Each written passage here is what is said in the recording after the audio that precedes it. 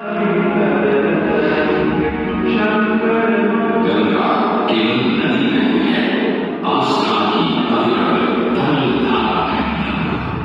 विश्वासों की वाणी, संस्कृतियों की संख्या है गंगा।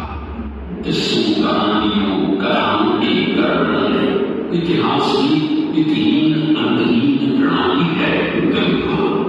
भारत भूखंड को पोसने पालने दूध पिलाने वाली मां है गंगा।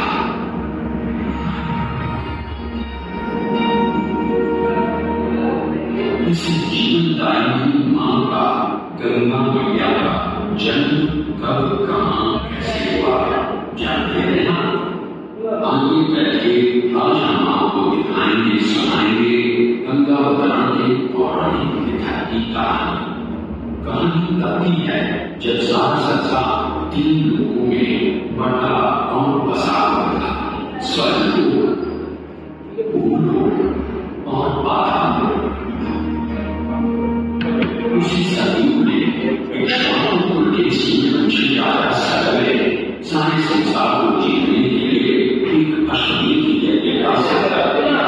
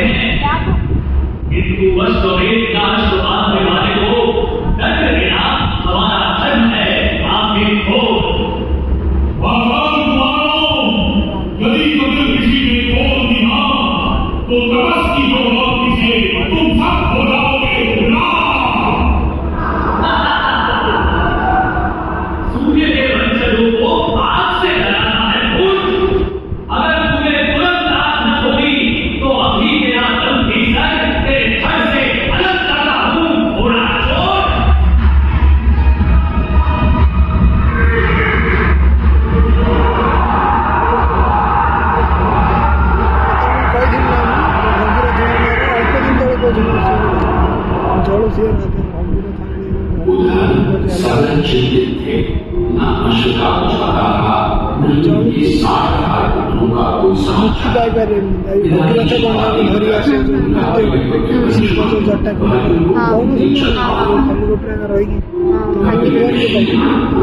तो सामने विराजमान अंशुमन था।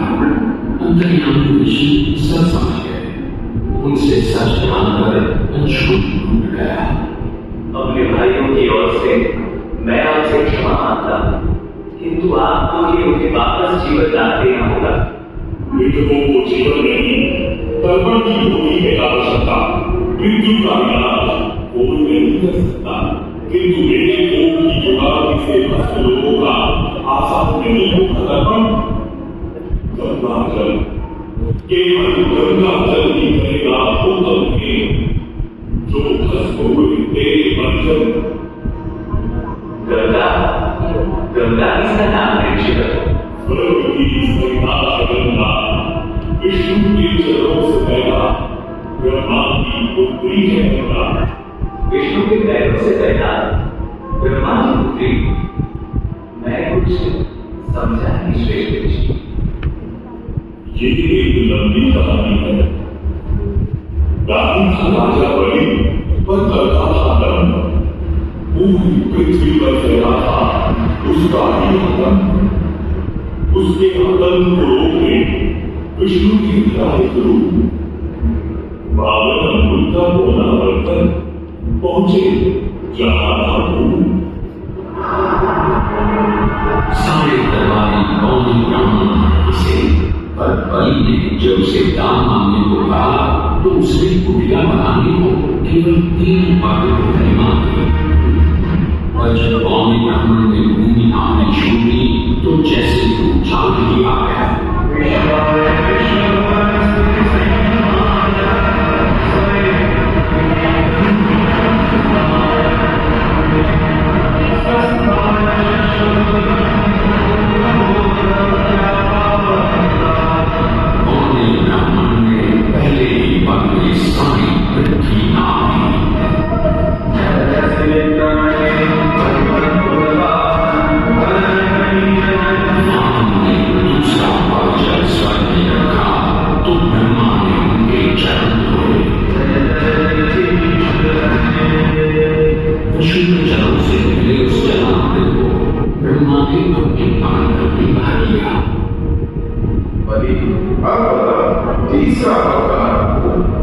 मैं जान गया हूँ आप ब्राह्मण ने स्वयं विष्णु है। आप अपना तीसरा जन्म मेरे सरकार के नाम देखें।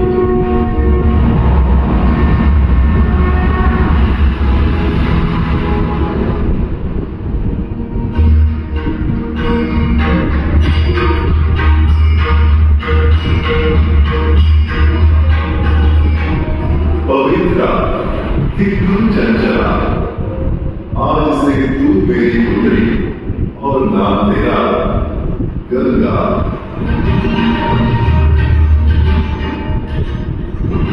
पुत्री पाकर ब्रह्मा बड़े प्रसन्न थे। तभी स्वर्ग में आना हुआ ऋषि दुर्वासा का। बेचारी बालिका गंगा, उसे कहाँ पता था दुर्वासा का क्रोधी स्वभाव।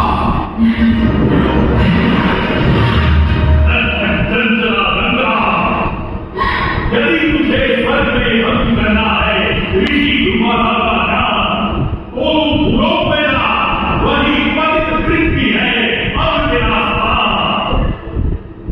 क्षमा क्षमा ऋषिवरे, गंगा है अभिनव, कैसे झेल पाएगी वो आपका श्राप और क्रोध।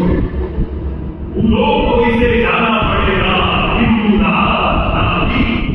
जब इसका बुलावा आएगा तब जान जाएंगे सभी और फिर वापस कब आएंगे। पृथ्वीवासियों को अपने जल से धोते धोते जब यह स्वयं दूषित प्रदूषित हो जाएगी, तब गंगा धरती पर और नरक में आएगी और वहां से लुप्त हो वापस स्वर्ग आ जाएगी।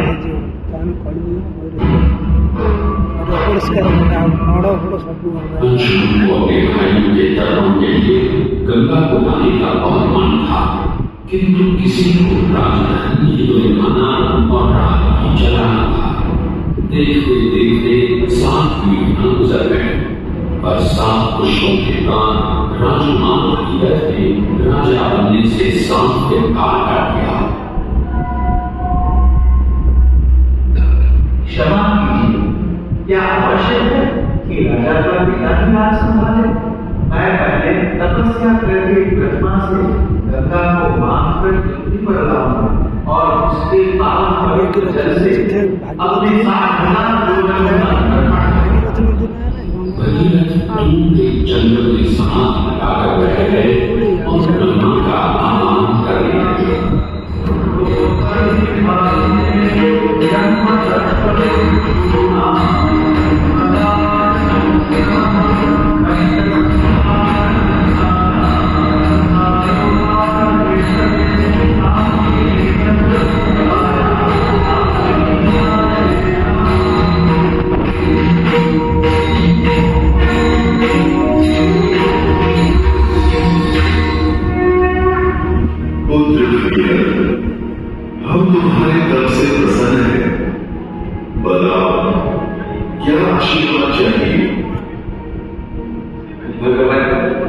मेरे पूर्वजों के तर्पण के लिए मुझे आपकी बेटी गंगा चाहिए। ब्रह्मा समझ गए कि गंगा के पृथ्वी पर जाने और धरतीवासियों का कल्याण करने का समय आ चुका है, पर उन्होंने चेतावनी दी और कहा कि यदि गंगा स्वर्ग से सीधे धरती पर गिरी तो सारी धरती ही नष्ट हो जाएगी और पृथ्वी को छीनते हुए गंगा सीधे पाताल में पहुंच जाएगी। इसलिए उन्होंने भगीरथ को सुझाव दिया कि वो भगवान शिव शंकर को मनाए ताकि जब गंगा स्वर्ग से नीचे उतरे तो वो उसके वेग को अपनी जटा में थाम ले। भगीरथ ने एक अंगूठे पर खड़े होकर भगवान शंकर को मनाने के लिए शिव शंकर का जाप शुरू कर दिया।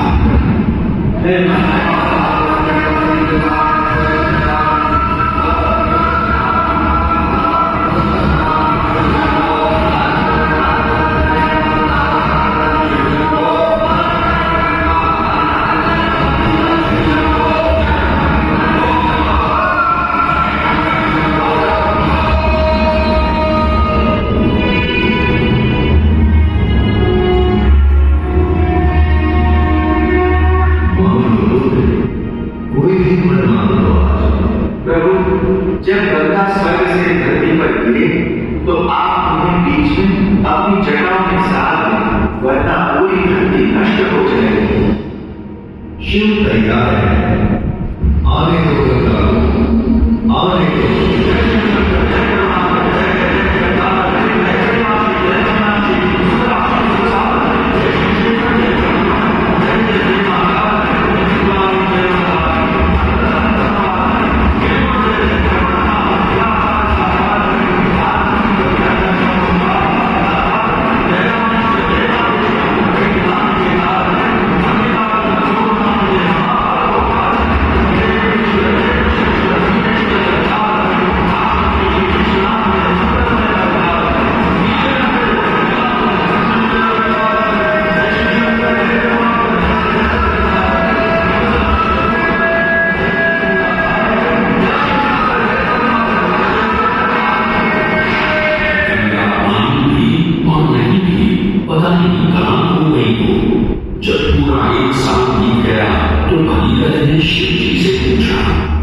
गंगाधर ने कहा कि गंगा उनकी जटाओं की भटक रही थी, पर फिर मुस्कुराते हुए उन्होंने गंगा को अपनी जटाओं से मुक्त कर दिया।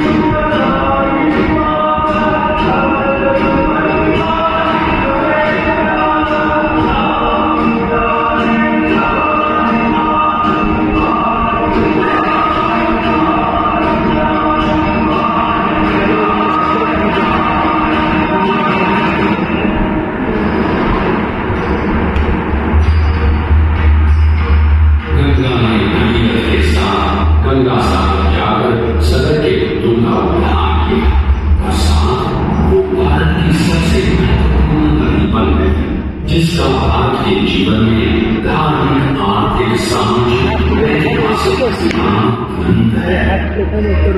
गंगा के सगर के बीच बसा है बनारस। यहाँ पर गंगा की दिशा बदलकर उत्तर वाहिनी हो जाती है और अक्सर पाठ बदलने वाली गंगा ने आज तक कभी बनारस का दामन नहीं छोड़ा है। यहाँ गंगा पर युगों से बनते संवरते बदलते घाटों की छटा बनारस को एक अलग ही रंगत देती है। गंगा के कारण सदियों से ये पुरवकार हर अभिमंद का ये शहर है दारोमदार।